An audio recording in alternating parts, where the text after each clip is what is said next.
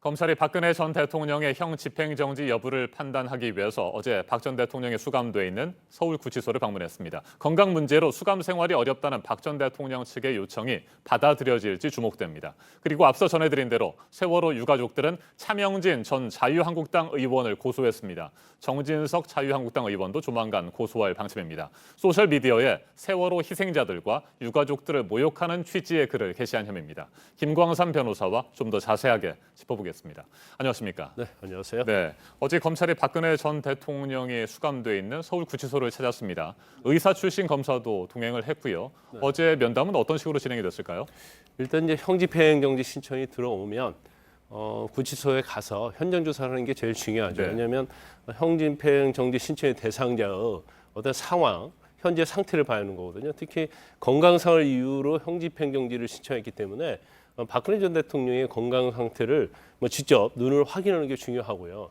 그다음에 박근혜 전 대통령 건강과 관련된 것은 구치소 내에 기록으로 남아 있습니다. 네. 그래서 의무 기록이 남아 있기 때문에 그 의무 기록 자체를 확인하고 이걸 가지고 와서 아마 형집행정지 신청할 때 제출했을 가능성이 크지만 또 여러 가지 같이 참작할 부분이 있으면 가지고 와서 일단 형집행정지 심의위원회에 이걸 제출을 하게 되죠. 그래서 네. 위원회에서 형집행정지를 허가할 것인지 안 할 것인지 이제 그걸 결정하는 절차가 남아 있습니다. 네, 건강이 심각하게 악화되거나 생명이 위태로울 때 형 집행정지를 신청할 수 있다. 이 정도로 알고 있는데 네. 그 이외에 다른 이유들로 형 집행정지를 신청할 수 있습니까?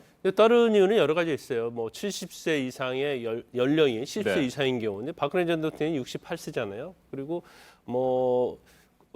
직계 비속을 또 양육한다랄지 아니면 임신이나 출산을 위한 경우 그런 마지막 항에 기타 중대한 사유라고 되어 있습니다. 그런데 기타 중대한 사유는 그런 사유에 해당하지 않는 경우에 형집행정지를 허가할 수 있는 건데, 근데 사실 기타 중대한 사유로 집행이 인정되는 경우는 거의 없고요. 네. 이제 가장 중요한 것은 박근혜 전 대통령도 마찬가지고 일반적인 형집행정지 사유로 내세우는 것들이 방금 말씀드린 것처럼 현저하게 건강을 해하거나 네.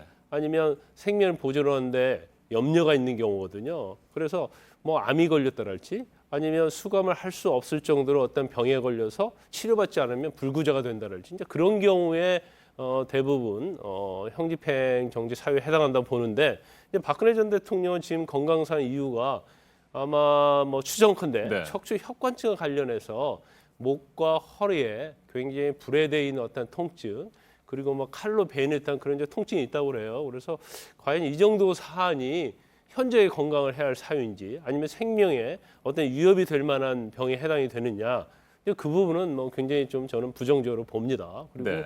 일반적으로 40대, 50대, 60대 이상의 어떤 수용자들이 대부분 허리와 관련된 디스크랄지 협착증으로 굉장히 통증을 많이 호소하고 있죠. 호소하죠. 네.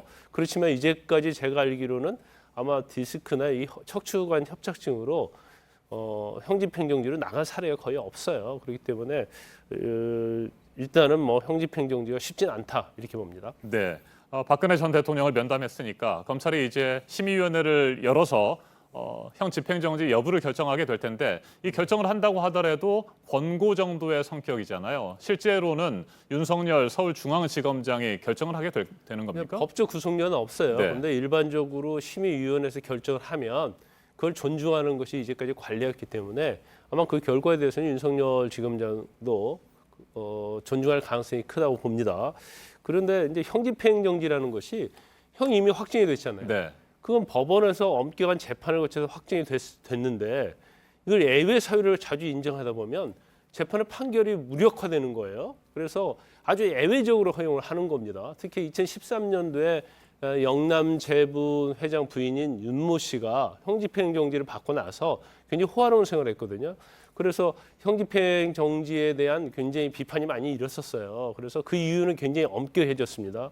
아마 전체 출소자 중에서 형집행정지로 인해서 나가는 비율이 한점 0.4%, 5%밖에 되지 않거든요. 네.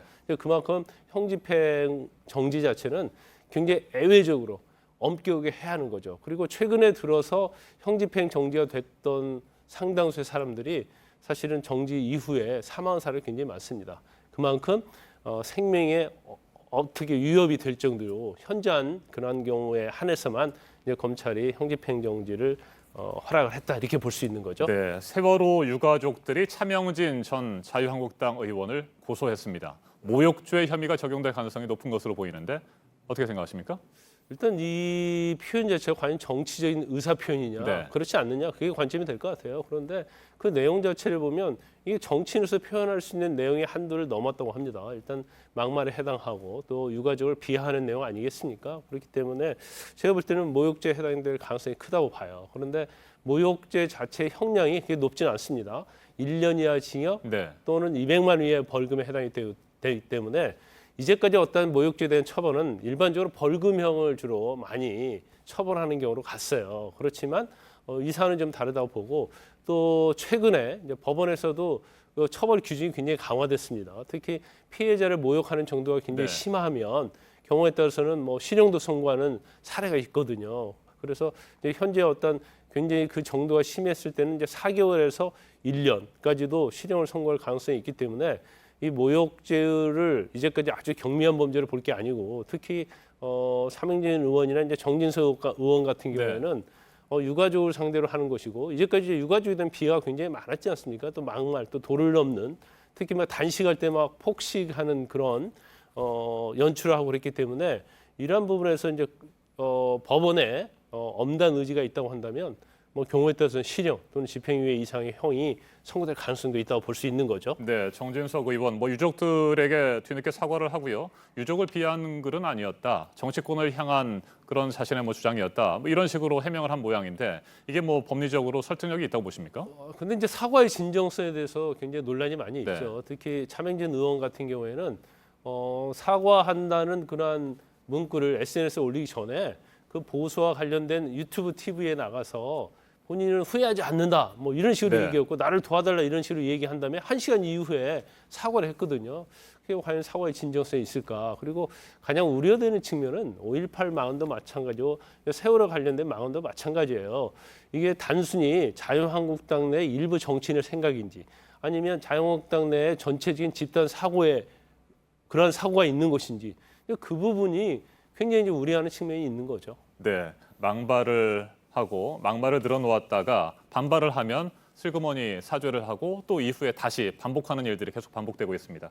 명확한 법적 판단이 필요해 보입니다. 김광선 변호사님 말씀해 들었습니다.